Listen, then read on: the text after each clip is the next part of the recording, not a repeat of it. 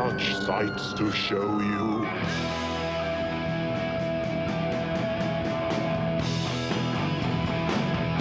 Strange Eons.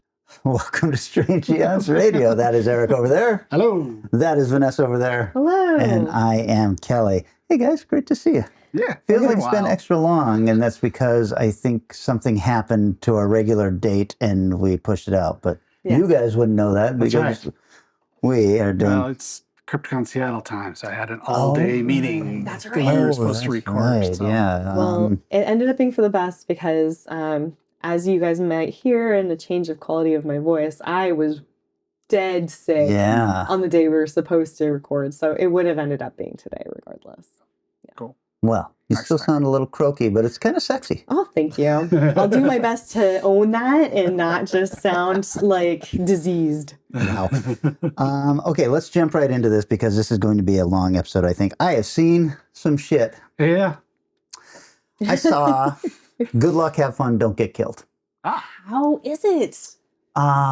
It's great as you're watching it, and it falls apart as you think about it afterwards. Oh, dear. And the reason is Sam Rockwell, probably our generation's finest actor, and just so fucking watchable, and he carries this entire movie. But this is a time travel movie, and and as soon as you start thinking about time travel, you're like, what's going on? And so there's a part where, I went into it not really knowing what was going to happen, and so he shows up, and he shows up at a diner where all these people are, and you're not sure. He says he's been there 100 times before, and he's picked out a certain amount of people, and it hasn't worked yet, but he knows the right combination to save the world is with these people in this diner. And so who's with me? We're going to save the world.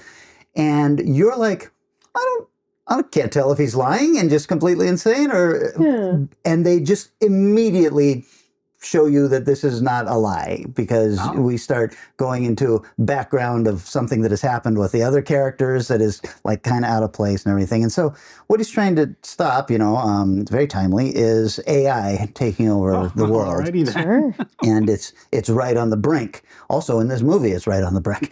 And he tries to put together this team of wacky people as commandos to stop this. And it is pretty dang good, but it falls into very quickly a Groundhog Day situation where something doesn't work and he has to start over and everything. But the problem with that is, okay, you've done this 100 times now, and this thing always happens. How about before you go into the diner, you cut the line so a phone call can't be made? Why is it that Bill and Ted's Excellent Adventure is the only time travel movie that has figured out exactly how to deal with those stupid parts? Where they're like, remember to put a bucket here, and there's a bucket there. I'm like, this makes sense. Yes. So, really great to watch because of Sam Rockwell and a so-so story. So we're seeing for sure, and it's streaming now. Oh, wow. Nice. It's called Good Luck, Have Fun, Don't Get Killed.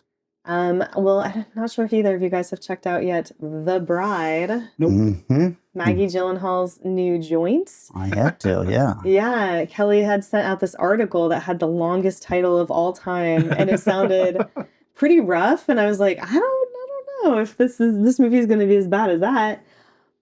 This movie, I was seething by the end. Wow. Really? I hated it so much. Holy cow. So much. And I think the reason being that it does too many things. Yeah, for sure. Yeah, I feel like the thing that I couldn't handle is that there's the character of Mary Shelley who is basically inhabiting the character of the bride, and she sometimes takes over her, and sometimes she's quiet, and sometimes she's doing monologuing, and she's off on the side, and it's played by the same actress. But we're also in a world where Frankenstein exists and is real. And the world knows about him. And the world knows about him. Okay. But also he's a story Mary Shelley wrote. Yeah. And it was like, she was the most irritating, intolerable character of all time. And I was like, every time she showed up, I was like, you shut the F up. And she said like the most stupid, like 2026 stuff. And I just couldn't. The acting is great. I think that there's really interesting, fun, strong things happening. I don't mind that Maggie Gyllenhaal pulled the my brother's famous and my husband is famous card. That's fine. I mean, we work with what we got, right? And if what we got is famous husbands and brothers. Yes. Yeah. And I think Jake Gyllenhaal was actually really fun. Her husband, Peter Skarsgård, was fine. Yeah. He was a little vanilla. Side note weirdness. I did not realize there were so many Skarsgårds. Oh, yeah. There's a shit. And he's not even related to that. He's not that. And he's a different. He's a different one. Yeah, because he's like his name is spelled very slightly differently. But yeah, I really, really hated it. I applaud her for trying, but I also am like, I don't understand. Like, there was a lot of Me Too in there, and I was like, this feels really weird and strange, and I don't know why we're constantly watching this lady get almost raped, which is never fun for me to watch in a film, even if it's to prove a point of how cool that lady is. I'm like, I think there's other ways of doing it. Not everybody needs to rape everybody all the time. So anyway. You heard it here first. Vanessa Williams taking a strong stance against rape. Hey, well Who done. would know? Who would have thought? Me, of all people. What did you think? Well, surprisingly, I enjoyed it. This is crazy to me. We are in an upside down world. There are things that I was like, and the Mary Shelley part was one. Yeah. The dance number to Putting on the Ritz. I know. They actually used that song. They did. Infuriated me. Yeah. That was rough. I read it, when I read the review for it, it read like it was an homage to that kind of scene. No. Oh my God. Yeah, No, they use the song. And obviously it's a nod, but I'm like, you cannot nod to such a famous, much better movie. Right. Because all anyone will do is compare it now. Yeah. So, this is a message movie, and the message, it just fucking hits you over the head constantly, and I don't like stuff like that. But I thought that we saw a Frankenstein's monster that we had never seen before. He did a great job. Yeah. Yeah, I really enjoyed that performance and that rendition. And I liked a lot of the dialogue. I liked a lot of the acting. I just wish any scene had been a little more subtle. Yeah. Everything is just the biggest version of what they want to tell you, so there's nothing for you to wonder what this movie is about. Yeah. It is just, but I thought it was really good looking. Here's my feelings on this, man. This is a message movie, and if you are a person who agrees with this message, you're going to go into this movie no matter what it's like, and you're going to say, this movie is fucking great. Mm-hmm. And if you're a person who disagrees with this message, you're going to say, this movie was fucking awful. Mm. As a person who doesn't give a shit about that message, I went in and I said, this is neither as bad or as good as you guys are saying it is. Mm-hmm. It's just fine. The real question is, why would Warner Brothers, or I guess Universal, why would Universal think that they could make this kind of movie for $80 million and ever make a profit? Yeah. This is such a niche viewing group that the only way this is going to make any money is on streaming. Yeah. Because the people who want this kind of movie don't go to the movies. This is going to become absolutely a cult classic. It is so bonkers and wacky and wild that people will discover it either in streaming or in 10 years from now. Yeah. DVDs come back around or whatever. And people are going to be like, oh my God, this movie's crazy. Has anyone seen this? This exists. Ah. Yeah. It's going to be Houseu, like then who's the doctor? Was it Annette Bening? Annette Bening, yes. And she was fucking great. I loved her until the last couple sentences of the movie. Yeah, I mean, but I loved. She was so good. I love when we meet her and everything. She's aware of Frankenstein's monster, and now he's sitting and she's like, "I've got questions and tests and all these things I want to do." And then when he tells her what he wants is, a bride, she's like, "I'm not going to do anything like that." And he says, "I thought you were a mad scientist." And then she starts laughing, and I was like, "This is great dialogue, right?" And I was just like, really getting into parts of it, and then other parts, just like, and two other people in the theater, and I couldn't tell whether they liked it or not. So I just don't know how anybody could have thought this would make money. This should have been, for an $8 million movie, it still would have brought in the exact same amount of people. Yeah, for sure. 100%. So Could they have not done it? I mean, I don't know where they spent that money. Film Well, I mean, what's And his name? It can't actors? be. Jake Jake Gyllenhaal. Gyllenhaal? Well, Jake Gyllenhaal, I'm guessing, does a favor for That's his what I sister, would've right? thought. But Frank was played by Batman. Yeah, There Will Be I Blood. mean, that's almost a mid-level budget these days. I mean, you think that the In the big Marvel movies are now era. 300, Three or 400, 400, $500 yeah. million films. It's Yeah. crazy though. Yeah. Like they're in a lot of like set piece rooms with costumes. Like I'm just surprised at that. Some of range so those, much. some of those sets were gorgeous. They were cool. They were really So- cool. Yeah. But Do you know But what Del they Toro's should be cost? cheaper. I haven't oh, heard. probably 180 or something like that. You know, Yeah, I- but Del Toro's those sets are big and Yeah, there's they're way more huge. of them. I also wonder if part of this is we just got Frankenstein, we got Lisa Frankenstein earlier than that, and Yeah. are people like, do we need another Frankenstein Yeah. movie? And also, do we need to take perhaps the most beloved Universal horror movie Mhm. and twist it this much? Yeah. I don't know who you're going to aim this movie at, but it's not the people who will go see this in the theater. Yeah, I just don't even know. Is it meant to be for feminists? Is it meant to be for LGBTQ? Is it meant to be for woke? Is it meant to be for I think it's cinema all of those. lovers? Yeah. I don't quite. I don't know. Like considering I feel like I hit a lot of the target. I don't know. There's a battle going on watching this movie, and I lost and you won. Is what happens. Well, I'm I was not like, as against okay, rape good, as bad, you are. good, It doesn't bad. have the strange battles going I on. feel over like, there, You're like it's fine. some rape is fine. Did it feel a little Medium rape. dated? Yes, it felt like the Me Too references felt very weird to me. That's sort of like the Scary Movie trailer. I mean, And- really? and A the- they, them, a joke is going to be This- your lead joke in your trailer? Come Well, on, man. this will be Something- very dated. In Yeah. 5 years, people Yeah. will look back at it and be like, "Oh, that's what everyone was arguing about." And Eric, you're going to like this movie. and I It's think just also you're going to it's- hate all the things that I hated about it. Oh, yeah. it's very Gen X too. Like I think that there's like a Riot Girl situation in here. For sure. Where it's like girls who are into zines, girls who wanted to do like not pop punk, but punk, like there's a real like aesthetic that kind of doesn't exist anymore, or isn't like we're not gonna like rage against the machine by like screaming at people in the street anymore. That's not the current Sure. way of moving the needle. Yeah. So I just don't think it's gonna speak to modernity in the way that maybe Maggie Gyllenhaal thinks it is, or Maggie Gyllenhaal's reference points are. This is also one of those cases where, like, her last movie was an $8 million movie. Mhm. Why did they give her $80 million? Yeah. And it's so does she get a different. chance to do anything after a massive, massive flop like this? Yeah. I don't know. That's going to be tough. I mean, she's got a lot of people in her corner. I don't know. I guarantee at Crypticon, this costume is going to be the one we see all the girls wandering. The in. makeup's What's so, it's such a Yeah. easy. Instead of the obvious stripes of the hair, we get this big black mark on her face that is Sure. permanent, and I'm like, oh, that's very striking looking. Yeah. Yeah. Oh, yeah. Yeah. Okay, well, Anyway.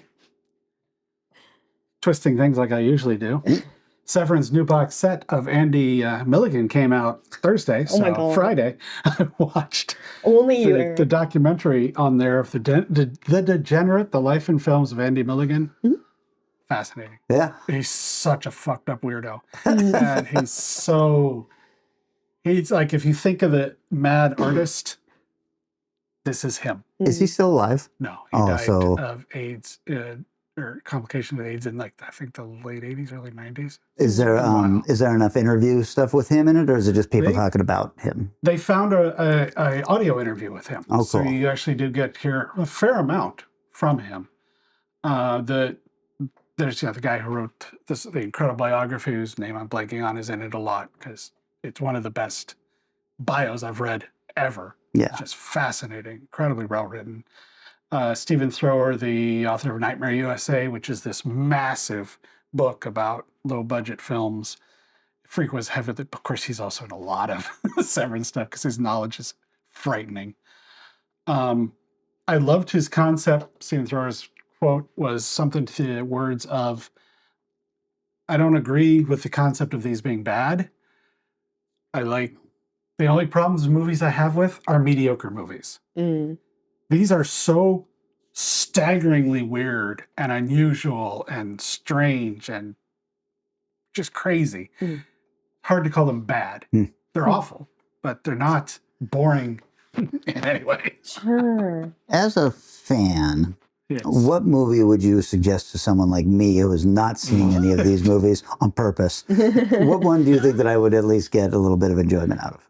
I don't know if you'd enjoy any of them. That's my fear. Partially because some of the things that makes him so interesting, this is a sickness, Tony, you know, is you really don't fully get what's going on with him until you've seen 2 or 3 of them.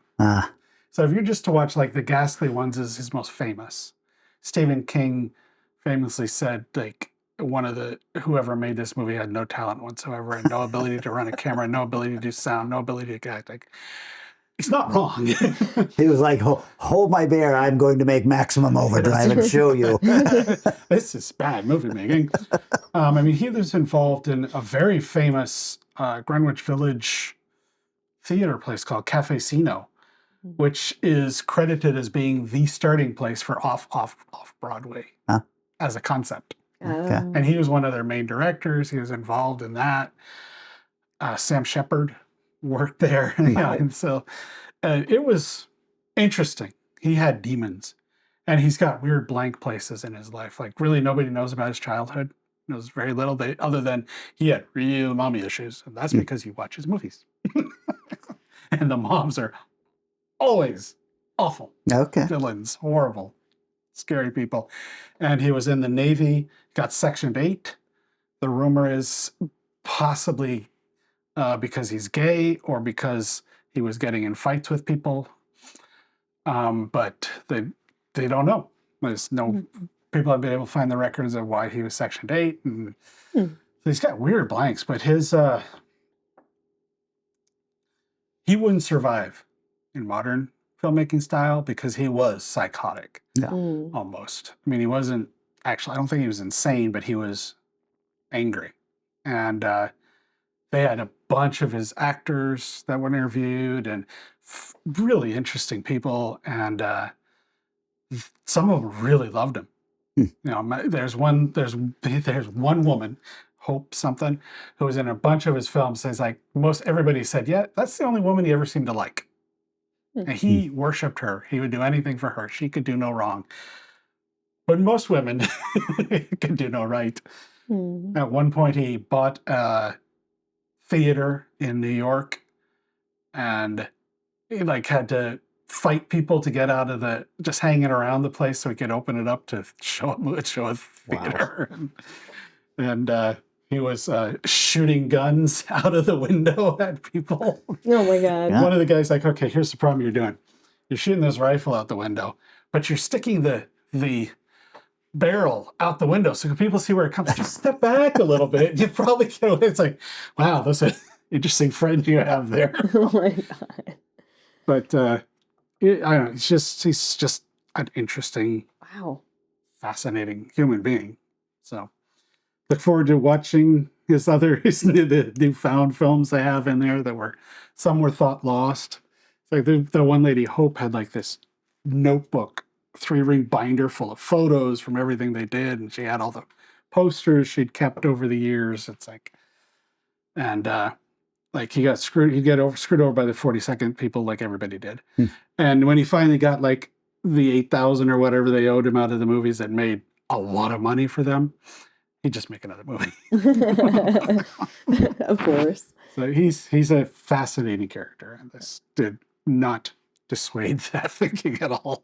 Wow. I'm so glad that you and Tony Kaye have a movie that was made for just you two people. It's true. Yep. Well, I saw something a little more mainstream. Shocking. And it was called Mercy with Chris Pratt. Have you guys heard of this movie? Yes. Oh, yeah. It looks terrible. It's not terrible. Really? Until the end. Oh. And then it completely shits the bed. I hate to say that because Geoffrey, or as I like to say, Jeffrey, Real Badger, he had reached out to me. He saw a sneak peek and he really loved it. And I was like, okay, I'm looking forward to this now. And I watched it and I was really intrigued. So it's set, whatever, in the very near future. And basically you have an AI judge. If you get caught in a crime, and it's a crime that is an offense large enough to get you like a death sentence or something, you've got 90 minutes to argue your trial, and if you can't convince the judge, then you're killed. Oh, okay. And Chris Pratt plays a police officer who was one of the guys who championed this system, and then all of a sudden he is now under suspicion of murdering his wife, and he has no memory of it, but the footage they have of him fighting with her looks very much like he probably did it. And of course he was shit-faced, so he's not exactly sure he didn't do it. So now he's like, okay, I would like to take advantage of my 90 minutes. And from a chair, he investigates the murder based on footage and interviewing suspects and stuff like that. And it's really good until the last 10 minutes. Wow. And it turns into a pretty shitty action film with a really stupid ending. Oh dear. That's too bad. Sounded like somebody.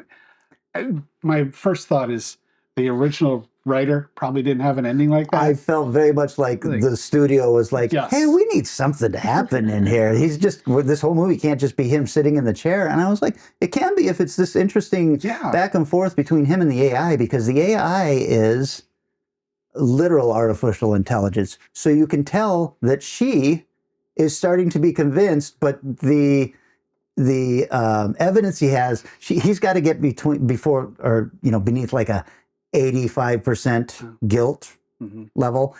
And you could tell that she is getting convinced, but the evidence is not showing it. And I was like, well, this is super interesting. I want to see what's going on with the AI.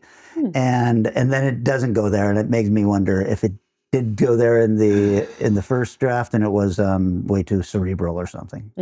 Too many businessmen making movies now, man. Go back and watch that movie, the two guys just sitting in my dinner with Andre. Oh, right. Diner or something like that, where most of the movie is just discussions. You know what? That could be really, really interesting. Yeah. I mean, Locke is a good movie. It's just Tom Hardy in a car. I've never seen that one. This is called Mercy. It's streaming. Your mileage may vary. Obviously, Jeffrey liked it a lot more than I did, but I think seeing it in the theater probably would have been a little more interesting also. Well, I'm slightly more intrigued than I was previously, because I was like, this is just going to be hokey ripoffville, but I don't know. All right. Yeah. Maybe knowing that the ending's going to suck would make it tolerable, and not just the whole thing is going to suck. I finished, because I was sick and I was kind of semi-isolated, sitting upstairs alone on a couch. I finished Star Trek Starfleet Academy. Yeah. I thought I was done. I thought I'd bailed. I thought I was like, you know what? Okay. Fuck this noise. This is the most infuriating show of all time. Because for every good episode or okay episode, there is a intolerable, horrific, stupid ass episode. And you have to sit through, it's like 50-50. You have to sit through like one good one, two bad ones, two good ones, three bad ones. And it's like, it's just so testing of the patience. My biggest gripe is going to make me sound like such an asshole, but the fact that they have a Klingon student who they insinuate at one point through like very subtle means that he might be gay. Right. In the next episode, he has a boyfriend and he's wearing a utility kilt. The Klingon is? Yes. Fancy. They didn't even bother. I think that's the last They didn't one I even watched. bother to, it gets Oh, you didn't? frustrating. Did you give up? Well, or? that part was whatever, because it was a weird, but it was just the whole wedding, the whole situation The on that wedding episode, thing the was wedding, and I was weird. like, where the fuck did it felt like stuff that should have been built up for like 4 or 5 episodes, especially the guy getting married. Just felt like there should be some history that led to it was just like, By the way, I want to do a wedding episode. Boing! this is his culture. This is what he's been promised to do, and we're just here now on this world, and this is just happening. There's so much Yeah, it was just Was this skipping. Was this a Klingon getting married? No, Oh, okay. this is I was like, was this a gay another wedding? guy. Yeah. The guy who he may or may not have sparks with. I don't know. It's really hard to say. Oh, Because they just flip through stuff so quickly. But then the last 2 episodes of this show are so good. Oh, really? Oh. Yeah. I gotta go back and watch the last 2 because I think I have Just 3 watch left. the I'll last just watch 2, the last or 2. even the last 3. I think the third to last is like the hologram basically getting reset. Through the stupidest. I don't understand the really selling me on storyline. these last 2 episodes. Yeah. I wish I could even quickly explain how stupid the whole hologram situation is. But regardless, like she gets rewritten, which is good. And then you get to the point where it's like Holly Hunter and Paul Giamatti, and we get to the crux of the entire purpose of the show. I don't know if there's going to be a season 2. It kind of feels like they end the whole thing. Like a one and done. Yeah. I think I read somewhere about much of that cast is going on to a different name, Star Trek 1 or something like that. Oh, okay. So I think you might be right. I wouldn't Wow. be surprised because it feels very much like, okay, like this is the class they're finishing, and the whole purpose of the show seems to now be resolved. And it's a really cool like courtroom drama. Oh. In the last 2 episodes, and which, a big fan of Star Trek 6, is like, fuck yes, I will sit here and watch you guys argue and Yeah. like really like bone down, and there's more, like people are asking questions or they're acting annoyed, but maybe that's not what's really going on, and like Got some I pretty love high that kind of quality stuff. performers in those 2 roles. Yes. Yeah. You know, Yeah. let them play. Yeah, let them go at each other, and it's really satisfying. And then I was like, well, fuck you guys. I hate Star Trek right now so much. And the fact that you have to know a lot of Discovery to really understand the full context of the show. And you're like, well, they're from like 300 years ago, but that's okay because in Discovery, their ship went through future in a spore ship and in an alternative timeline. And so that's why this person's here. It's like, whatever. Okay, it's fine. So, I watched like new with words she's using there, but boy, whatever she's knitting together. I'm just telling you what I know. This show is the worst, but I was happy I finished it. I think that almost made up for the absolute shit show of some of the stuff they put you through in it. Sure. Boy, first time a Star Trek series has died after 1 season, though, if that's the case. How long was the animated series? 2 seasons? Yeah, the Thanks animated to- series was 2 there's seasons. there's a lot more episodes than that than I thought there would be. It's- Well, maybe not. Maybe it wasn't Uh, 2 seasons because it's it just- 22 episodes, I Good think. point. Yeah. Yeah, and I told you I just did a rewatch of the Star Trek movies, and there's some real good stuff in there, and there's some real shit stuff in there. But one thing that started really gnawing at me, and once I thought about it, I got angrier and angrier, is this is Starfleet, right? Mhm. Where's the rest of the fucking fleet? It's like, Enterprise, you're the only one close enough to take care of this problem. It's 16 light years away and everything. I'm like, well, where is the rest of the fucking fleet? Why is it always the Enterprise is the closest? it's a good question. I will say in Starfleet Academy, fleets be showing up, even though Starfleet is basically dead. Well, it just got me angry because it is storytelling. Yeah. And I'm like, there is a way to get around you're the closest ship. How about, hey, Kirk, you guys have the most experience with this. We would like you to take care of this kind of thing. 100%. Instead of, it was always, you're the closest ship. Yeah. That makes a And lot of sense. I was just Except for like, Janeway. That one Oh, made a lot of sense when there was nobody near. Sure. That's true. There's Ain't near. nobody gonna help here. Sure. But if there be coffee, Okay. My next film, I'm blaming you 2 on Oh, okay. because you're saying, you should go and watch some good movies. Oh. I'm like, fine. I'm going to watch some good fucking movies. So I resubscribed to the Criterion channel Okay. and I went with Sight and Sound's pick for best movie of all time. Wow. Which is? Jeanne Dillman, 23, Way du Commerce, 1080 Bruxelles. Oh, yeah. Which Well, is- of course. Is this the lady in the kitchen? Yes. Okay. 3.5 hours long. I haven't Oh, seen I'm it, not but familiar I at all. have seen people talk about how amazing it is. And it kind of is. Oh, okay. It's kind of not. Tell me what this movie is about that makes it so The fucking. movie is basically this woman's life. You see her get up in the morning, make her breakfast, have her breakfast, wash her dishes, turn a trick. Did she just do it? I think she did. And then come back out and clean the bed. Sure. And welcome her son home, have dinner with her son. Apologize, dinner's not quite ready. It'll be a couple more minutes. Okay, I think dinner's probably ready now. I'm going to go get Oh my dinner. God. It is very nearly real time of what this woman's doing. Like when she washes the dishes, she turns the sinks, the camera's behind her.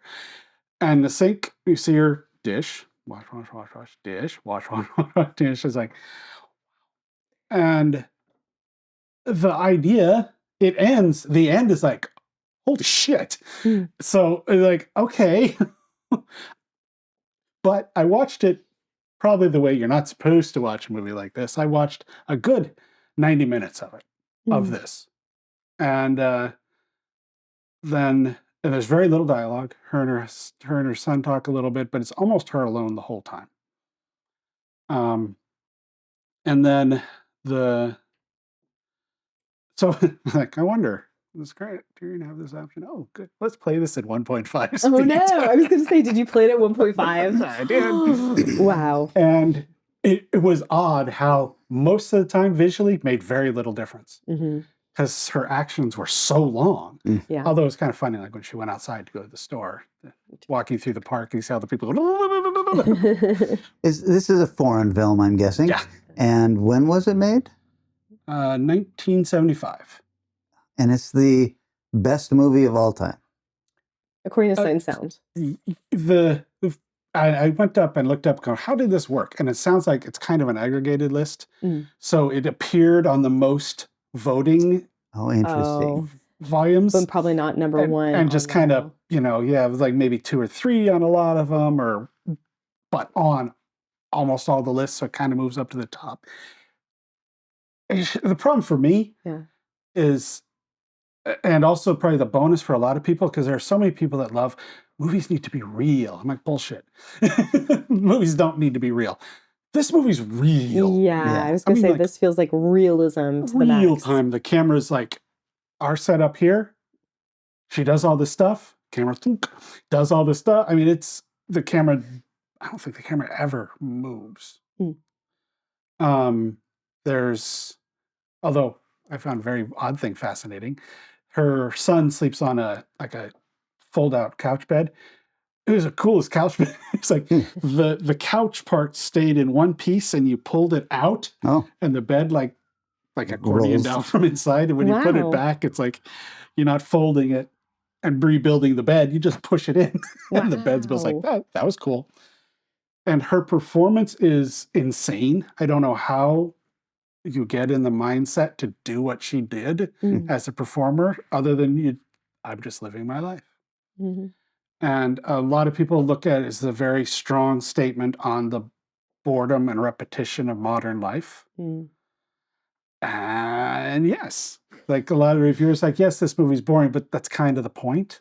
Kind of like, okay, yeah, I get that. That sounds tad pretentious to me to say this movie is boring, but that's the point. Yeah. I mean, if anything on the Criterion channel is going to be like that exact thing. So, and which also led me to watch, which I'm not going to talk about in length, but Lancelot of the Lake, the French film, which is basically how shitty the knights are after they fail to find the Holy Grail and how they just sort of boringly deteriorate.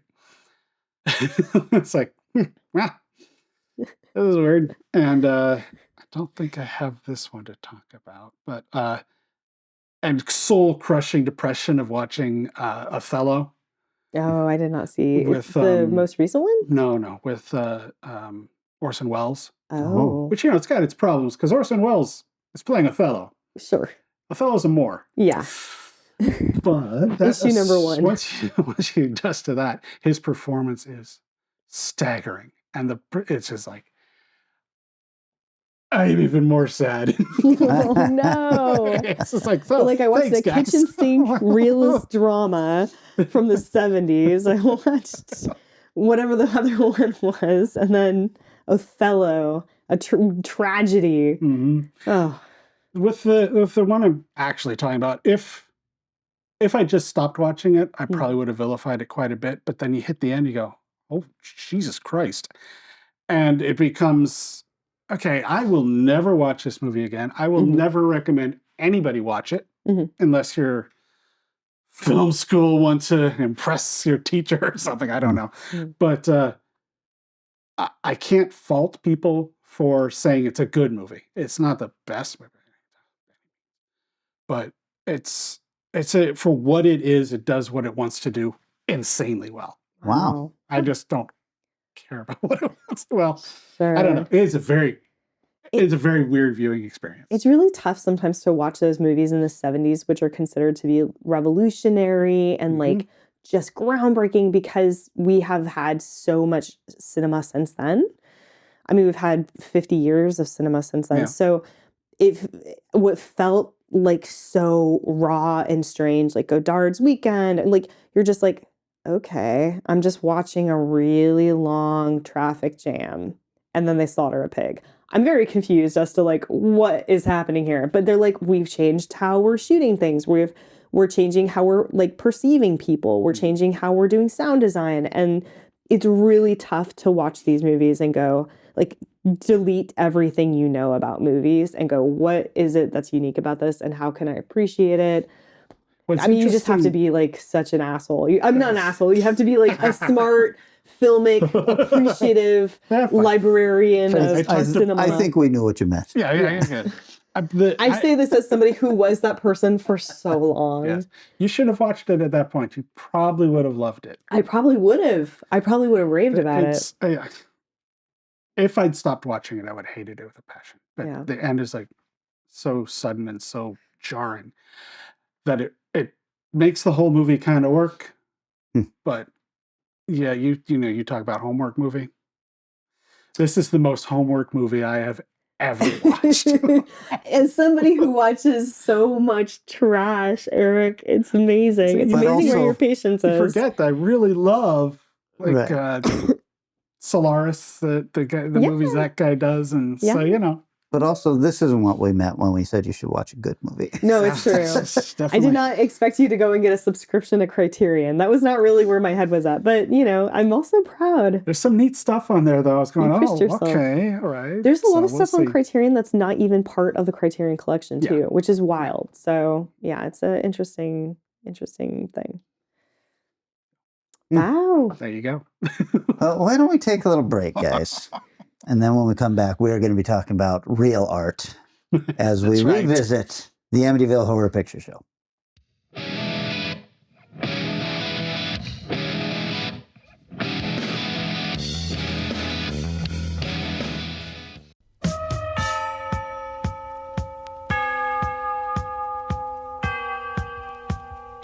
Oh, Mother of God, I'm coming apart! She was shot in the head! The Amityville Horror. Possession. 3D. Saddle. Harvest.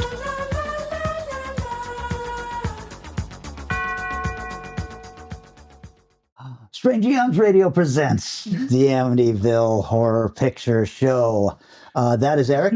I am Kelly. We are your hosts on this increasingly strange journey of the Amityville film franchise, of which, guys, there are over 100 entries as of this recording. Lord. There are so many because the Amityville murders of 1974 are public fact, and there is no copyright on the name of Amityville. Each episode features, or featured, since this is our last one, a revolving door of guest hosts. And today I am thrilled to announce Vanessa Williams as our Amityville Horror 2005 guest host. I'm so happy to be here. Yes, this is the final episode, I think, of the Amityville Horror Picture Show. Who knows? And Never say never. during its original run, this was the film that you actually picked that you wanted to talk about. I was really excited. So I thought, since we're doing things this way, this would be a nice way to kind of put a pin finally in this. So Vanessa, we're going to treat this like one of those episodes, which means we start out with saying, What's your Amityville Horror origin story?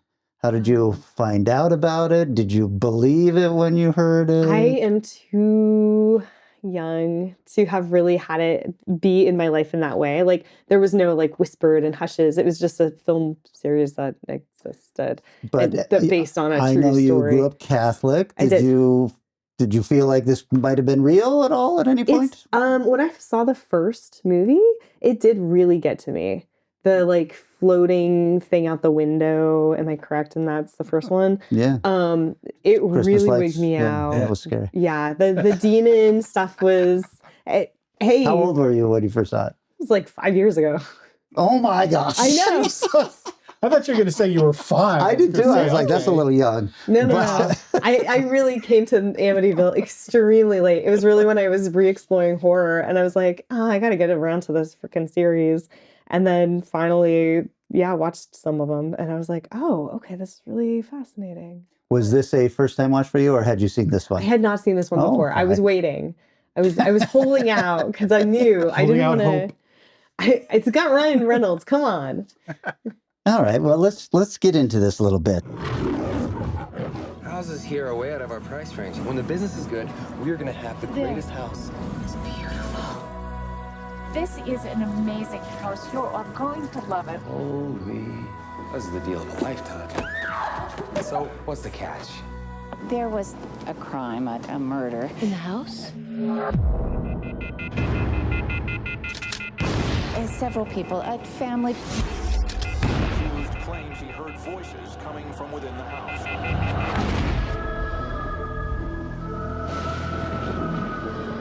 Well, houses don't kill people.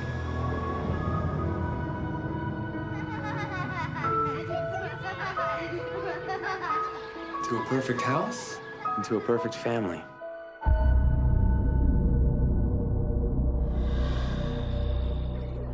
Who are you talking to?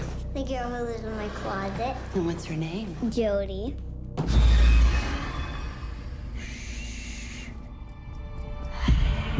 What's the matter? Just seeing things, I guess. Why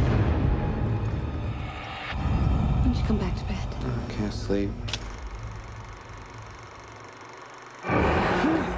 This is my mind. There was a family lived here some time ago. They had a similar problem. I'm living in their house. We need to get out of here. Just pack up and go. Everything we have is in this house. It's okay, Mommy. Jody won't hurt you. But the man who lives here, she says he's bad.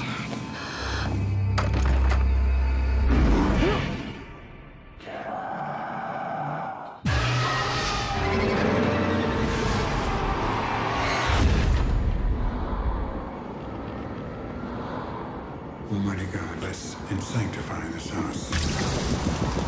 Open the door. It's not opening. I can't open it. George?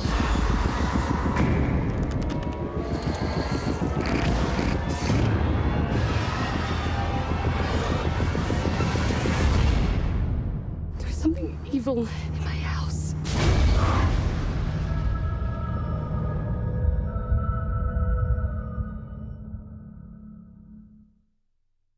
This was directed by a cat named Andrew Douglas, who's done a lot of music videos and even 2 episodes of the TV series Mindhunters, which I fucking loved, right? But his IMDb info ends at 2022 for some reason. So I couldn't tell if he was even alive. Theater. This was written by Scott Kosar, who's definitely a horror guy. He wrote the Texas Chainsaw Massacre remake.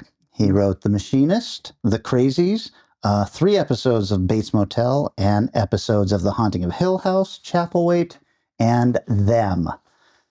The movie also credits Jay Anson as a writer. He wrote the book titled The Amityville Horror, so of course this is based on that.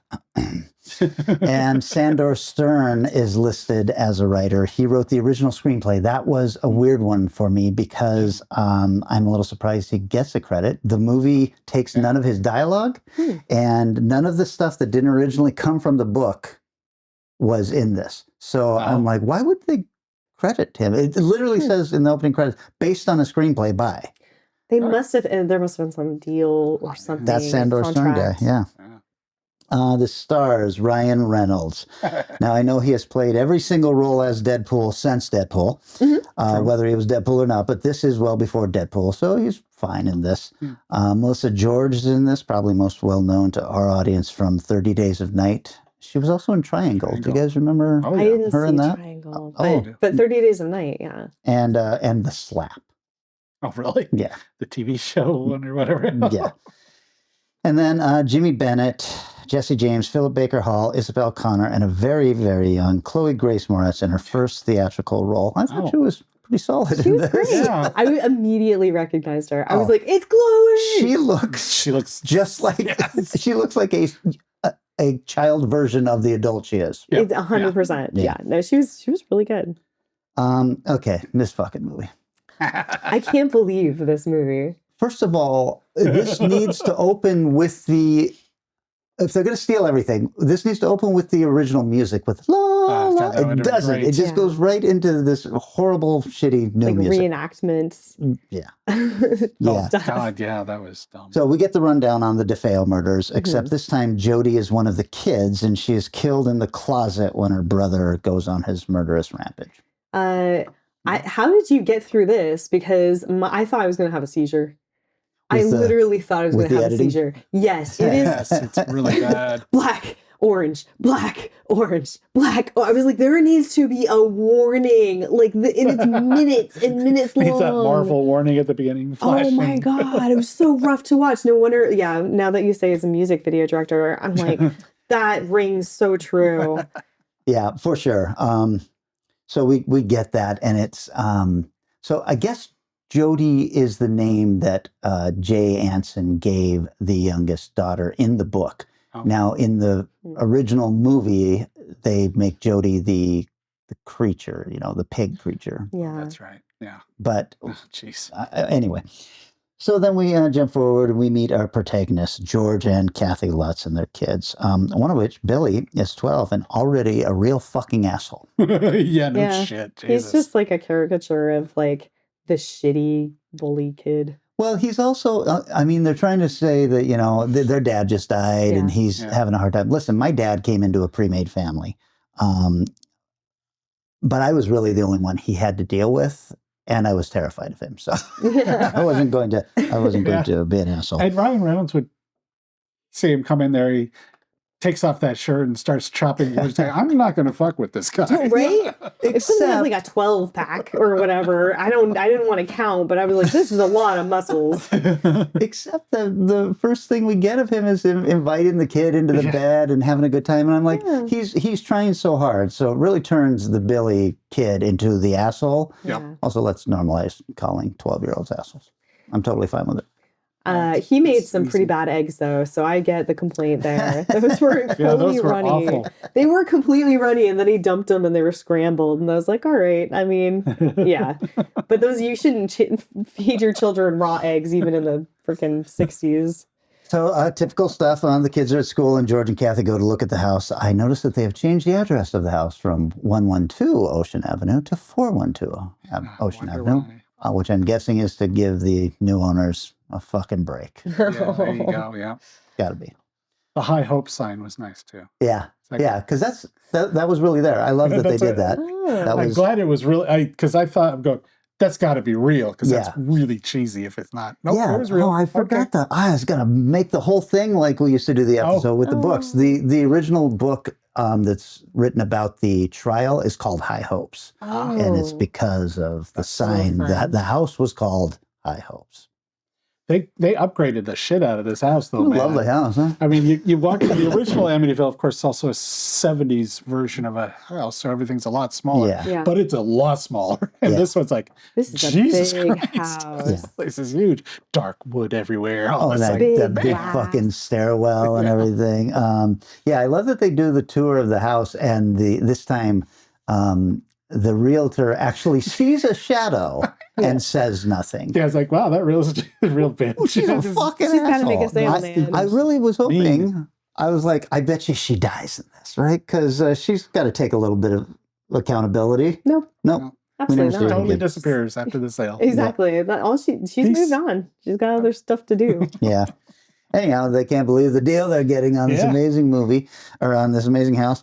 And we get a montage of them fixing up the house to some very mid-2000s music. Yeah. And I was like, why wouldn't they go for something 70? from the period? Yeah. Would it kill you to play some Foghat, man? The year's 2005. I want you to remember. Side note on that, though, I did appreciate like the Alice Cooper posters and the yeah, Kiss that was t-shirts and all that shit. So that was cool. I will say I had one costume gripe, which was when they decide to christen the house and have sex that first night. She's wearing underwear that did not exist in the 70s. She had like a lacy thong thing. And I was like, I'm sorry, but there's no fucking way. That undie did not exist at that time. That was You need to revisit that scene to verify. 2005. I watched it over and over, and I agree. Thank you. That's all I care about. Also, during that sex scene, we get the thing that really fucking pisses me off, which is Jodie, the ghost of Jodie, hangs herself in front of him. Yeah, this is not the way she died. I know. So why is she like doing it? Why is she spooking him? She's a fucking asshole. It's a bored ghost. What can I do that'll freak him out? I know I was shot, but here's what I'm going to do. All of them, though. All of these ghosts are like, oh, but what if I'm drowning? And I'm like, you didn't drown, sir, ma'am. Like, what do you do? Like, yeah, the little girl hanging, and then he's like in the middle of like, you know, and then he's got his hot wife. And at first I was like, oh, they're going to keep going. And then he's like, I don't feel good. I'm like, could you just tell your wife you saw like a little hanging ghost girl and actually that you're no longer in the mood? I think I know why this house is so cheap. First night, that might be the wrong thing to say to your wife. It does turn Jodie into basically, I mean, if she's just doing this to scare, she is now Casper the Ghost's 3 fucking uncles who The just like to worst ones. scare, They just want to murder people through fear. Stretch, Fatso, and Stinky. Oh, I'm glad you remember. We used to know how to give nicknames. We were a proper country. Yeah, good. Chelsea, though, the daughter, has made friends with Jodie. What the hell, man? If that, how you sitting across from a ghost that looks like that, you're gonna. She's basically a Japanese girl ghost, right? With the hanging black hair and everything. And she's like black and white, and she's just like, I mean, that was probably one of the creepiest moments. Is when the mom walks up there and the chair is just sitting in a nice like, you know, viewpoint, and you know, she's talking to her. I was like, oh, that's like a little creepy. You make such a good point here. That was a creepy shot, and it's like, okay, you guys had the ability to do something with this movie, but most of the time they go for the jump scare or the cheapest fucking thing, and in every decision it's like, this is the wrong decision. And maybe this is too early to mention this, but like the number of jump scares where no character sees the ghost, only the audience, and I was like, what is this? What is this decision? Why am I seeing a ghost? And no, like this movie should be an avatar for the characters' fears that I am experiencing through them, not just like a fun little audience. Look at this spooky thing that nobody sees. I think the thing to keep in mind is this is 2005.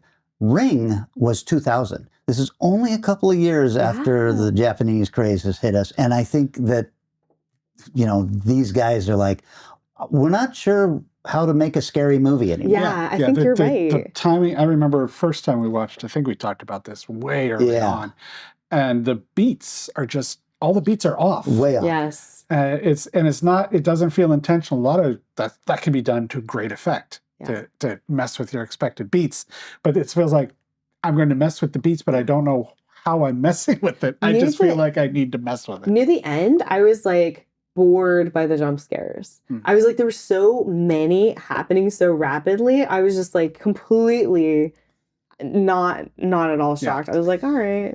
Part of the problem is we all know how a film is supposed to be structured, right? So you've got your mid-act 2 turning point and all that stuff, but you've also got the arcs of your characters. But because they are, for some reason, deciding to follow most of the book, we don't get any of those arcs as a film. Yeah. So now you're left talking exactly what you said, was the beats are not where they're supposed to be in a film. Yeah, exactly. So crazy.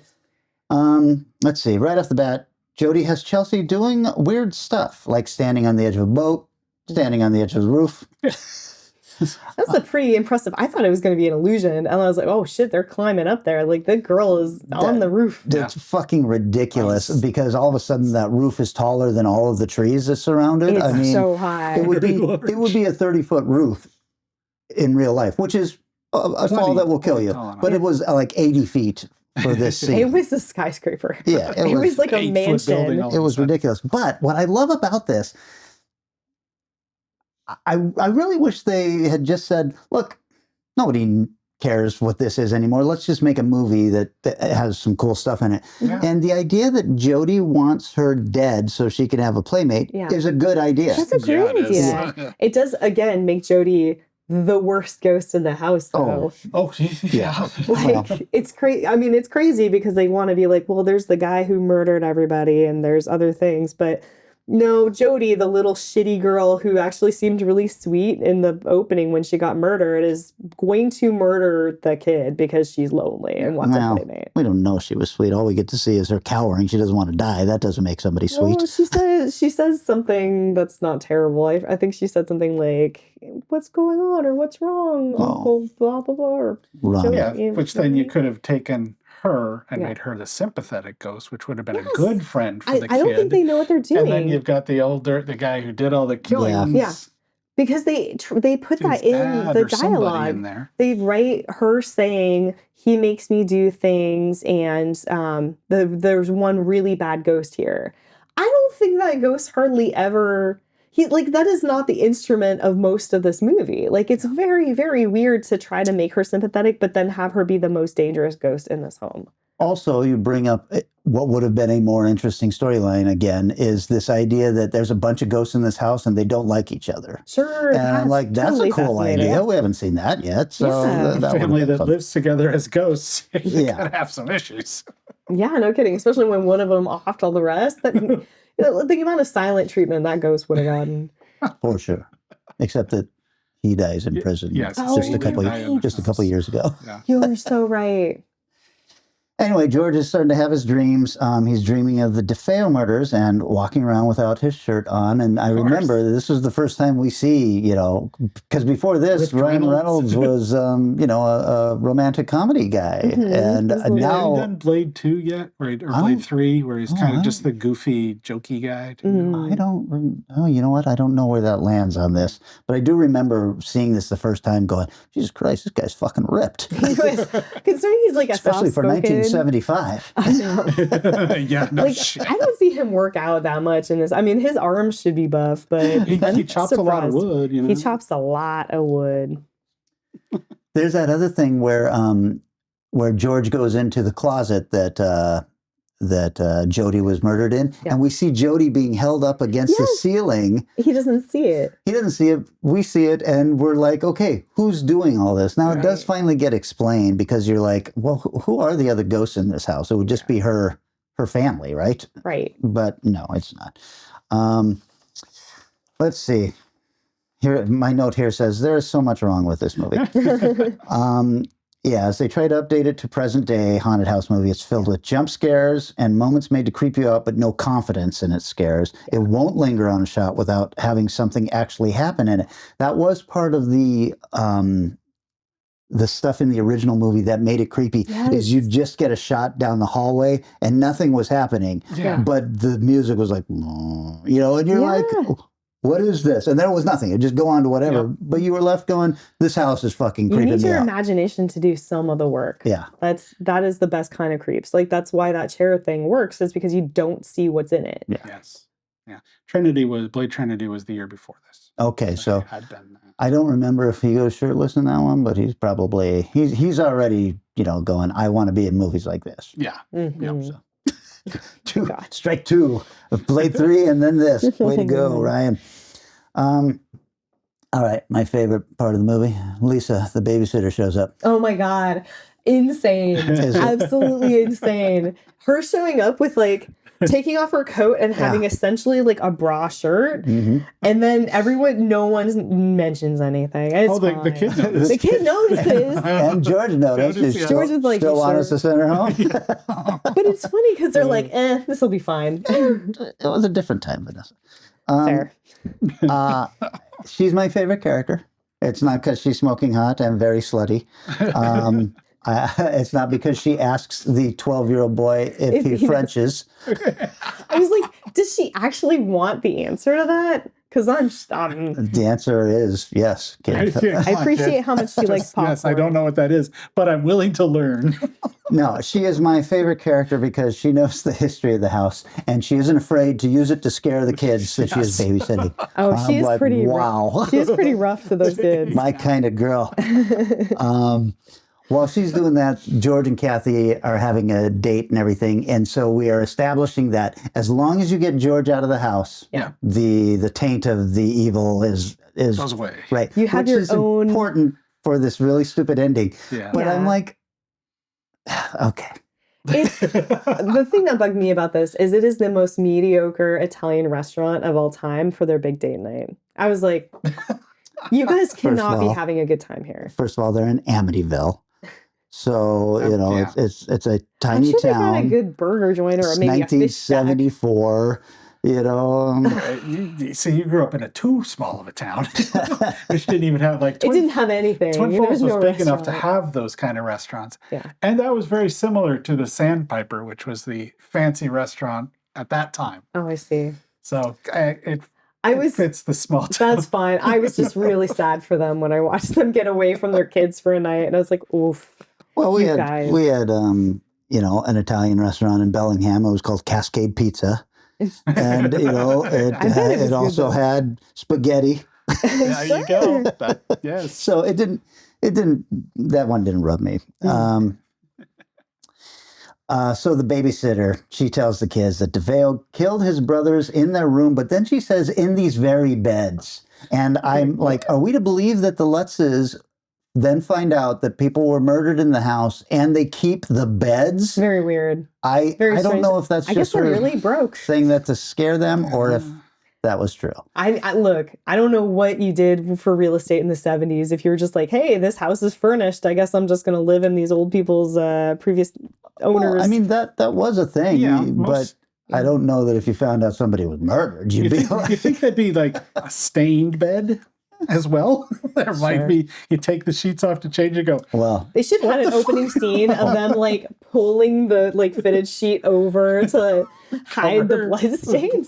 Listen, I don't want to spoil anything, but as we saw at the very end of this, the house just resets itself. So It's true. There's no stains It does it anywhere. a couple times in the movie. It doesn't just do it at the end. Babysitter gets trapped in the closet. yes. I'm fine with this, except that the slats are so thin. You could really bust through those pretty quick. Why didn't she just use her tongue? We started doing push-ups with it earlier. I'm just like, come on, honey, if you can't break through this slat, Insane. it was ridiculous. Yeah, she could have kicked her way out of that so fast. I have accidentally broken those slats before. Oh, so. yeah.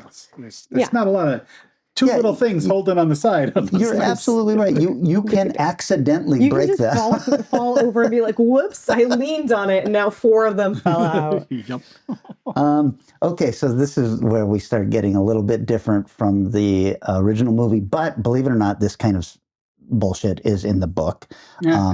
We get these little hints of the catch 'em, kill 'em. Oh my God. It shows up in the magnets in the refrigerator, and George starts hearing whispers of this, and it leads him to a dream about a hidden underground basement in the house, which appears to be a torture dungeon. I'm sure it's fine, though. I was trying to work out so hard what it was. I was like, okay, so you lay on the thing and then blood goes in, then it pours out, and then it goes through the floor in like a straight line. I was really trying to work it. Well, it would be great if you had like the circle of those, Sure. and then the blood They all came into like a pentagram or something. and then Sure. something, And then fire in the middle, or right, holy water that's right. been tainted. A lot more style than this movie had. You're just represented in that one box. Right, right.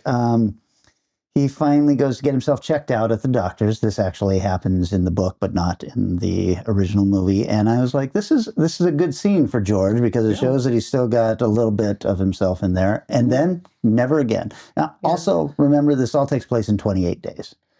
Yeah, So- I would have thought though that I mean, maybe this wasn't a thing at that point, but wouldn't they have been like, maybe there's a gas leak or something? Because if he's so foggy and messed up and weird in the house, wouldn't they have thought some kind of environmental factor would be an issue? Because, okay, you don't have a tumor, you don't have anything physically obviously wrong, but you can still be like, there's obviously something in this house that's messed up with you. Not just, here's psychiatrist Bill, go talk to him.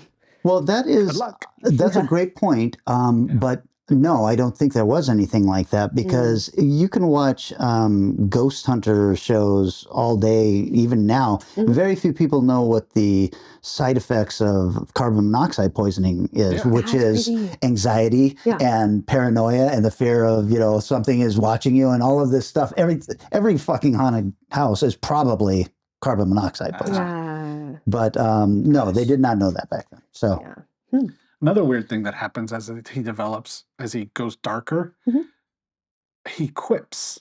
There's a Ryan Reynolds sides and stuff. How much of that is he gets really shitty? Yeah, because this seems out of character for where he is now. Yeah. Yeah, it does seem really weird. Like the things he starts saying are so far away from his own personality that you're like, is this supposed to be your inner monologue normally?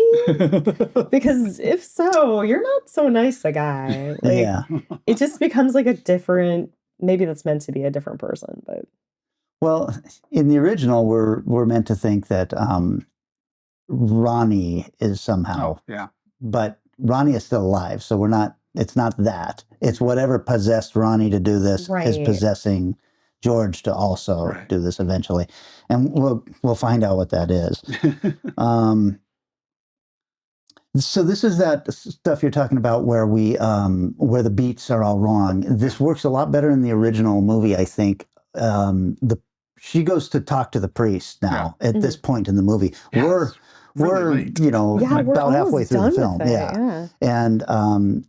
And she tells him, I live in the house, and the guy's like, oh boy. So he goes there, and of course we get the big budget version of the flies and all of that stuff, and I'm like, oh my god. That scene felt like, oh shit, we need this scene in the Amityville movie because it's like one of the most famous scenes in the original. So we'll just tack it on and forget about. Yeah, because in the original, remember, well, first of all, it's Rod Steiger, so you're going to get, a real ham of an actor just chewing up the scenery. And this pissed me off because I'm looking at him going, I can't think of him. That's Mr. Woodhouse from Welcome Back, Kotter, right? So I was angry through the whole thing. And then I looked it up, and it's not Mr. Woodhouse. Oh, really? No.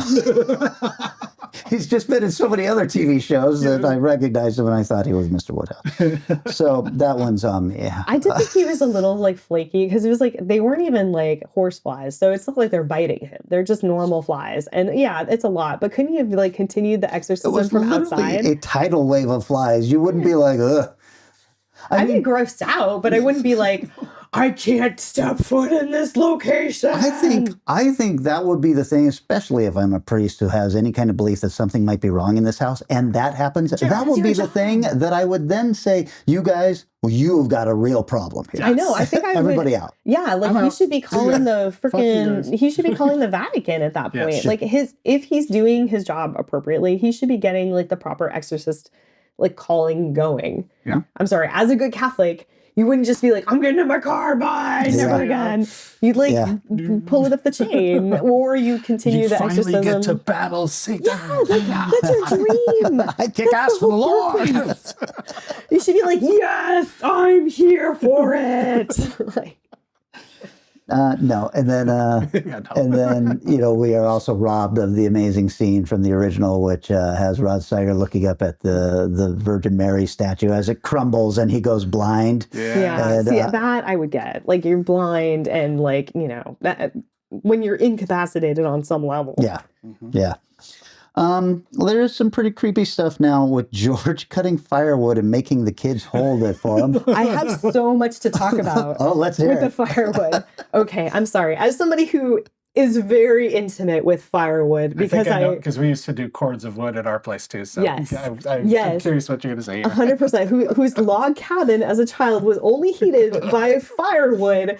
So, okay, first of all, the basement, I don't understand how this house heats itself. There are 3 tiny pieces of kindling into a wood stove that heats 3 floors worth of this huge home. I was like, that kindling would have gotten burnt up in I don't know, 20 minutes, maybe. And also, that's not how a heating system would work. Next, okay, he's chopping wood, fine, whatever.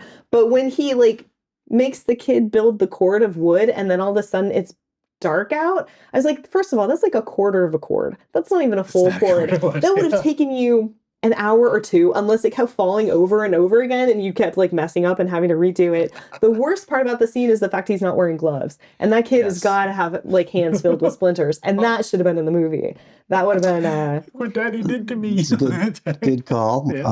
I guarantee you that the writer of this has never cut or stacked wood in his life. It just but he loves good it. Having Ryan Reynolds. He fucking loves it. Yeah, and that poor kid just holding the like 3 pieces. All right, I'm gonna carry this over like 5 feet, I guess. Like, what are we doing, guys?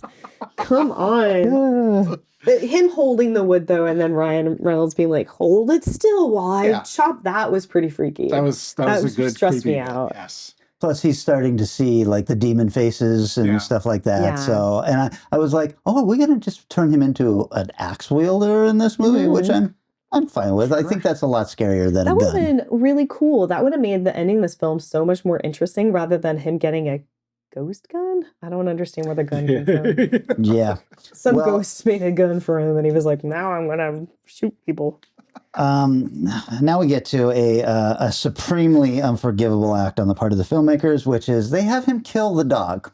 I know. Brutally too. And man. he thinks it's a demon attacking him, but that's still, as a film watcher, unforgivable, right? At this point, I'm like, I cannot wait for this guy to die. Right? And I hope it's by devil dogs. Right. This is now an unsalvageable character. Yeah. Yeah. So there's no coming. Like, there are so many moments where you're like, I don't care how nice you are 20 feet away from your house. Like, you've done some bad shit. Like, these kids, this family should not Abuse trust the you. kids and, it's also, it's the one thing that redeems George in the original movie is he goes back for, what was the dog's name? Harry, I think. He goes back and rescues him out of the well of hell. And you're kind of like, I forgive everything George did. Because, you know, he goes back and saves the dog. It's such simple storytelling. Mm-hmm. It reminded me of Drag Me to Hell. Remember when she has to kill the cat to try and break the curse? At that point, I was lost completely. I was like, I cannot wait for you to die. Yeah. You're going to kill not just a cat, but your cat? Yeah. What the fuck? Absolutely not. Not happening. Okay. Let's see. Then we finally get one of these old school, I'm going to the library to research my house and look at the microfiche. She spent so long at the library. I was like, she really goes down a rabbit hole too. I can't believe she made the connections between Well, you know. it'd be almost impossible to make those connections, but for the story, she has to figure out that the house was built on the site of a mission, maybe is the original mission. Mm-hmm. And the guy who built it, let's see, he killed a bunch of Native Americans there, so it acts as an Indian burial ground as well as the other shit. Yeah. So I guess that's why the ghosts don't get along, afterlife racism and shit like that. And then the missionary's name is Jeremiah Ketchum, which sounds suspiciously like catch him, kill him, catch him, kill him. That's so... But not see. I've seen this movie more than once in the last 10 years, and I forgot about it. And when it happened, I was like, motherfucker. It's so bad. So stupid. Meanwhile, George has found the real torture dungeon, and Ketchum has his hooks in him. Kathy comes home to find that George has fashioned a bunch of personalized caskets for the entire family. Pretty good. And written very crude. Like, the caskets are pretty well built, and then he's just written crudely and marker on the side their names. It's like he heard the car coming. I gotta finish this. And he put little crosses on the top of each of them. I was like, that was very Christian. Where did you get those? But this is enough to start the escape from the house, and this is where George starts hunting after them with a shotgun. Mm-hmm. The shotgun, is it a ghost gun? I don't know where else it would come from. Because it's not the gun that Ronnie... Yeah, it's not a rifle. It's not the rifle from Ronnie. I don't know then, because I figured it was a ghost gun because it's a ghost teddy bear. So I was like, if the ghost teddy bear exists, then surely the ghost gun exists. I like it. Yeah, that makes sense. The house is starting to pull its usual tricks of slamming doors before they get out, and a massive storm is happening outside, thunder and lightning and all that. Do you think the house wouldn't let you break a window? Because that was my big. I was like, could she just like take something and slam through the window and like get out? Original, I thought they tried something like that, or maybe it was in part 2, The Possession, where they're like hitting a chair against the window and the window won't break. And I'm like, that's cool. The house is like, oh no. This is ghost glass. What are you talking about? Exactly. I just want to see that level of effort. Yeah. And then finally, so this time they escape the house via boat. Yeah. And once again, as George gets away from the influence of the house, he is better, almost miraculously better. It is like a stunningly bad ending to a bad movie. Crazy. And when those kids are like, why are we taking him with us? Yeah. This guy who literally just tried to murder her children. Yeah. Her fucking children in front of her, and like they've hogtied him, but I'm still like, I went to the Italian restaurant. He's going to be fine. Yeah, is he just going to stick be? with me. And yeah, they're definitely going to think this daddy substitute's going to be the nicest guy after all of this. I will totally forgive all of the abuse that we just suffered. Before the end, did they do anything with the dog? They just haven't barking just say more. he's running away, or after he killed it? Oh. How did he? They do say that they can't find him. And that's what I thought. I was like, surely they must have done more than that. Nope, that's all they did. Okay. They ask if he's like seen him or whatever. Yeah, just ask about him. And then he's kind of mentally tortured because he can hear the dog barking. Yeah. Right. And I'm like, and then he lays on the dock with no shirt on, just being sad. Yeah. I was like, all right. He's got the key reason for being there. Well, I called that the ending, but let's not forget the completely superfluous shot of Jodie in the house as it resets itself so that none of the damage is seen, and then she gets dragged down to hell by the other ghosts. Well, she's standing there, and it gets reset, and she's sad that she's alone again. And I'm like, was it actually just her the whole time? Was Ketchum just like, not really the bad thing? Was it just her being like, I need friends, and she made all of this? Because that's the insinuation up until the arms come out of nowhere and, take her down. Nobody in the making of this movie, in the pre-production, who was reading the script and designing the ghost and all, nobody said why. Nope, not a single time. Nobody did. So, yeah. Okay, so the way we usually end these episodes is do we like this movie? Honestly, I thought it was better than the last time I watched it. Wow. But that's a low bar. So no, it's still not. I put this almost at the bottom of all the movies we have talked about. Yeah. Of the series of ones we've watched for this, To me, it really just seemed like such a 2005 shitty horror film that like it was pretty easy to lump it in there. It was pretty fucking bad though. Like I did not enjoy it. The wood alone really threw me. I was like, I spent most of the movie complaining internally about how shitty the way the heating in this house worked. But well, some of the other ones had the bad entertaining level to them too. Well, where the weird house with the clock. It's like, well, if you remember, we would talk about it, and I think pretty much universally we thought the first original movie was the worst. Yeah. Of all of the movies, we were like, really? At least, because it's bad. It's a dumb movie that makes no real sense. If it didn't have the real world attachment story to it, and it was just a regular ghost movie made in the 70s, it would be quite forgotten. No, that's true. That's true. And it's got a couple of really solid actors in it, so it's very watchable. But it's story wise, it's kind of stupid, and all the other movies are better than it. I put this below the original movie. I will say I have no argument. The fact that the parents' pillows have giant butterflies on them, that did kind of, I can see putting this, like no adult person, even in that time, would have a fucking giant butterfly fucking pillow. You're not 12. Yeah. Let's see. I got some trivia for you guys. Oh, really? Okay. Yeah. MGM claimed the remake was based on new information uncovered during research of the original events. Excellent. But George Lutz later claimed nobody ever spoke to him or his family about the project. When he initially heard it was underway, his attorney contacted the studio to find out what they had in the planning stages and to express Lutz's belief that they didn't have the right to proceed without his input. 3 letters were sent and none were acknowledged. In June 2004, the studio filed a motion for declaratory relief in federal court, insisting they had the right to do a remake, and Lutz countersued, citing violations of the original contract that had continued through the years following the release of the first movie. The case remained unresolved when Lutz died on May 8th, 2006. Also, so it kind of was resolved. Let's not forget that George was touring and telling people the whole thing was made up. So he might have had a pretty good case, actually, because it's like, this is my IP. Yeah. Yeah. So this is my fiction world. Yeah. Man. Let's see. Jodie DeFeo, in comparison to her older brother, Ronald DeFeo, as depicted in this movie, is a fictional character. She is loosely based on DeFeo's real-life younger sister, Allison, who was actually a 13-year-old girl at the time of her death instead of a young child.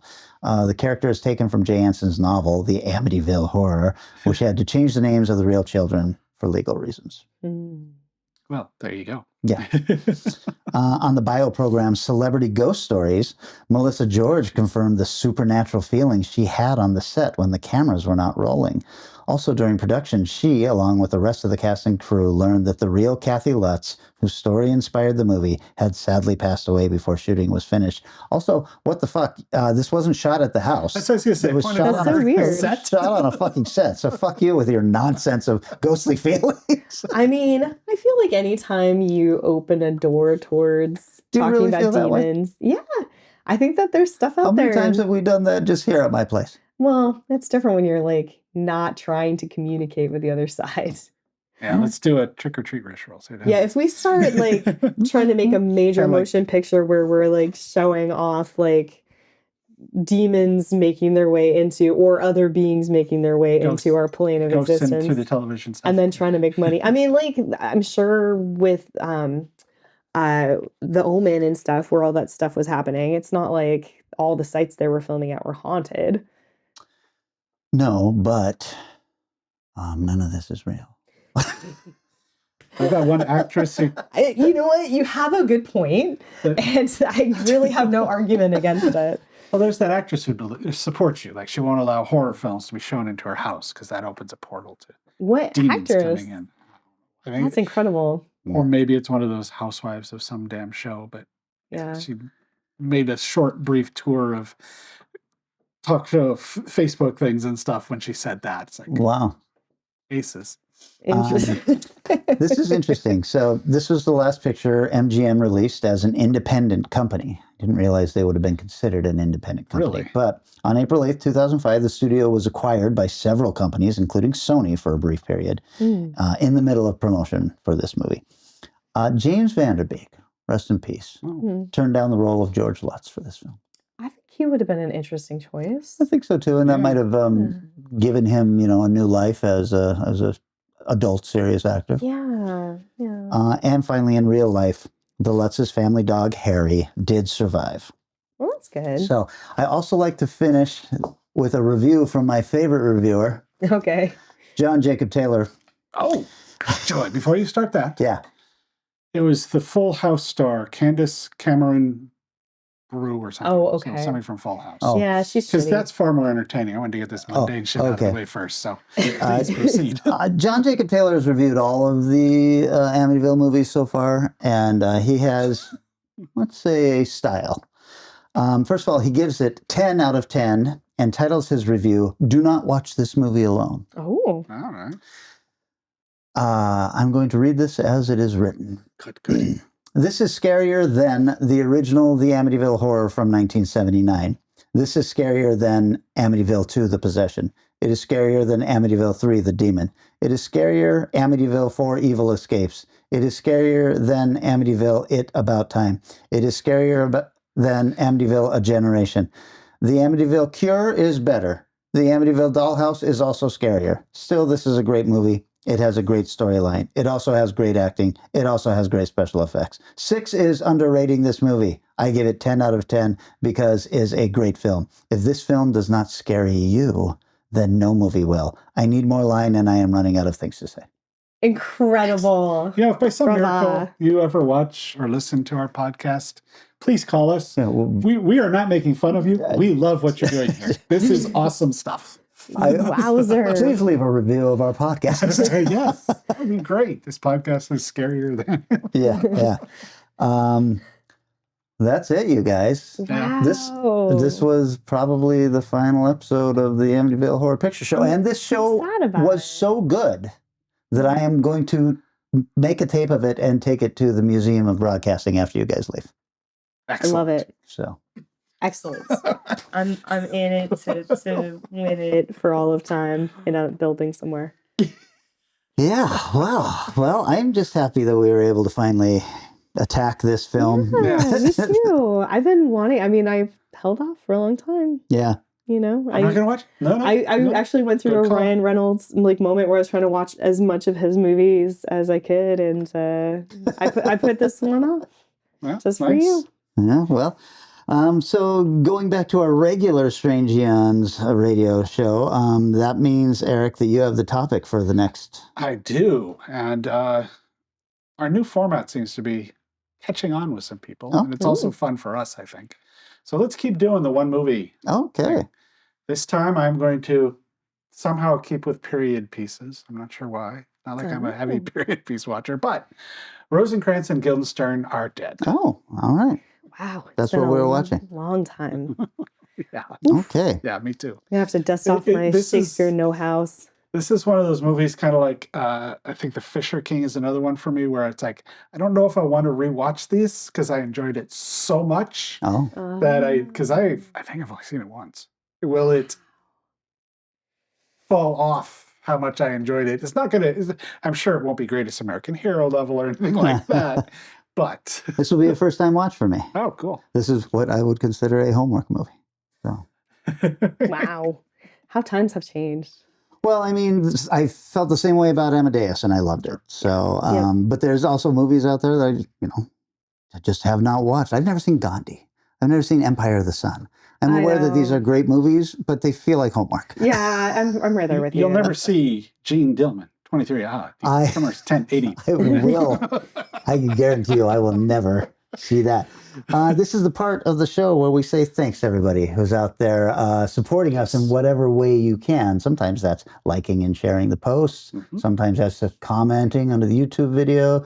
Sometimes that's sending money our way. That's happening less and less often. The coffers up for the microphone purchase back after that. It's called value for value. Means if you get some value out of this, put some value back into that. And if money is not something that you can do right now, because fucking times are tight, consider leaving us a review. Yeah. It takes very little time, and it means a whole heck of a lot. Yeah. How else can if you're a really big fan, you've already left a review, get a second email.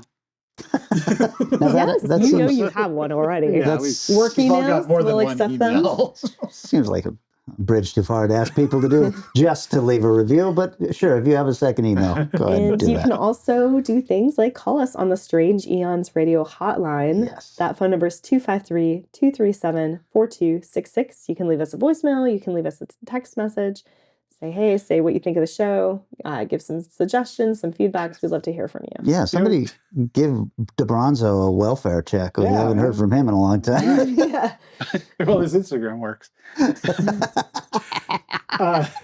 This moment right there is the first time your voice sounded really different to me, because you say the way you read that. I know. Is so consistent and well done every week or every time. I'm doing my best here. No, you sounded good. You just sounded different. I know. That was incredibly sexy, myself. So keep it up. It's bad. I know it's bad, but that's okay. I'm doing my best here. It's going to be really. I'm sure next week for the next episode, 2 weeks from now, my voice quality will be much improved and won't have gotten slightly worse for no reason whatsoever. All right. Well, with that in mind, let's take off, and we'll be back in 2 short weeks. We're talking Rosencrantz and Guildenstern are dead. See you next time. Transportation and other considerations for Strange Eons Radio, produced by Pan Am Airlines. When you think of traveling, think of Pan Am. You can't beat the experience. Guests of Strange Eons Radio stay at Econo Lodge Everett. It's an easy stop on the road, you know what we mean. Strange Eons Radio is recorded live in front of a studio audience. If you enjoyed this episode, please consider leaving us a positive review on your favorite podcast app. Sit, Ubu, sit. I actually went through a Ryan Reynolds like moment where I was trying to watch as much of his movies as I could, and I put this one off.